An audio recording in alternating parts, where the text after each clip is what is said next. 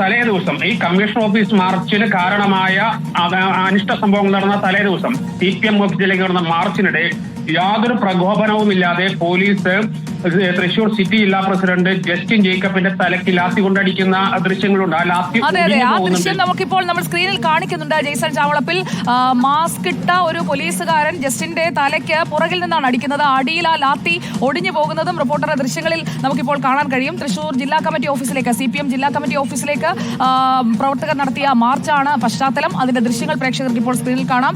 അവിടെ അങ്ങോട്ടും ഇങ്ങോട്ടും പോലീസുകാരുമായി സംസാരിക്കുന്നത് നമുക്ക് കാണാം. അതിൽ ഈ ലാത്തി കൊണ്ടുള്ള അടി അത് ബോധപൂർവമാണെന്നാണോ? അപ്പോൾ ഈ അടിച്ചത് ആരാണെന്ന് BJPയുടെ ഒരു രീതി വെച്ചാണെങ്കിൽ BJPയും തിരയുന്നുണ്ടാകുമല്ലോ. പ്രത്യേകിച്ചും അവരുടെ തൃശൂർ സിറ്റി ജില്ലാ പ്രസിഡന്റ് ജസ്റ്റിൻ ജേക്കബിനെയല്ലേ അടിച്ചു വീഴ്ത്തിയത്? നമുക്ക് ആ ദൃശ്യങ്ങളിൽ നിന്ന് വളരെ വ്യക്തമാണ് സൂര്യ. ജസ്റ്റിൻ ജേക്കബ് അങ്ങോട്ട് തിരിഞ്ഞു നിൽക്കുന്നു. കാര്യമായ ഒരു പ്രകോപനം ആ സമയത്ത് ഒരു അത്തരത്തിൽ ലാത്തി കൊണ്ട് ജസ്റ്റിൻ ജേക്കബിന്റെ തലയിൽ അടിക്കേണ്ട യാതൊരു പ്രകോപനം ആ ദൃശ്യങ്ങളിൽ നിന്ന് വ്യക്തമല്ല.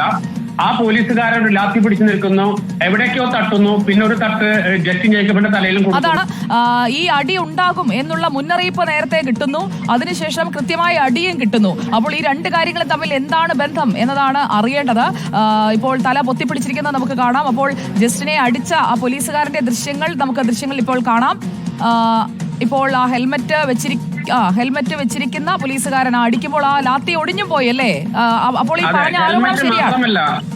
ഹെൽമെറ്റ് മാത്രമല്ല, മാസ്കും വെച്ചിട്ടുണ്ട് ആ പോലീസുകാർ. സാധാരണ പോലീസുകാർ ആ സമയത്ത് മാസ്ക് വെക്കില്ല. അതും പോലീസ് ഒരു പരിശോധന നടത്തുന്നുണ്ടെന്നാണ് നമുക്ക് ലഭിക്കുന്ന വിവരം. അത്തരത്തിൽ മാസ്ക് വെച്ച് ഒരു പോലീസുകാരൻ സ്വാഭാവികമായിട്ടൊരു ആശുപത്രി പരിസരമോ മറ്റോ ഒന്നുമല്ല. സ്വാഭാവികമായിട്ട് അങ്ങനെ മാസ്ക് വെച്ച് വരാറുമില്ല പോലീസ്. ഹെൽമെറ്റ് വെക്കുന്നതിന്റെ അപ്പുറത്തേക്ക് ഒരു മാസ്ക് കൂടി വെച്ച് ഒരു പോലീസുകാർ. ആ കാര്യത്തിൽ പോലീസിന് ചില സംശയങ്ങളുണ്ടെന്നാണ് പറയുന്നത്. ഏതായാലും ആ ലാത്തിയടിയിൽ ഒറ്റയടിയിൽ ലാത്തി പൊട്ടിപ്പോകുന്ന അത്തരത്തിൽ ലാത്തി പോലീസിൽ ഇല്ല എന്നാണ്. തൃശ്ശൂരിലെ പോലീസുകാർ അങ്ങനെ ലാത്തി വെച്ച് തലക്കടിക്കേണ്ട സാഹചര്യം ഇല്ലല്ലോ. പ്രത്യേകിച്ചും തൃശ്ശൂരിലെ പോലീസ് സേനയിൽ ആരൊക്കെയാണുള്ളതെന്ന് എല്ലാ രാഷ്ട്രീയ പാർട്ടികൾക്കും അറിയാവുന്നതല്ലേ? തീർച്ചയായും അത് തന്നെയാണ് പോലീസിനെയും അതുപോലെ തന്നെ BJPയെയും ആശങ്കപ്പെടുത്തുന്നത്.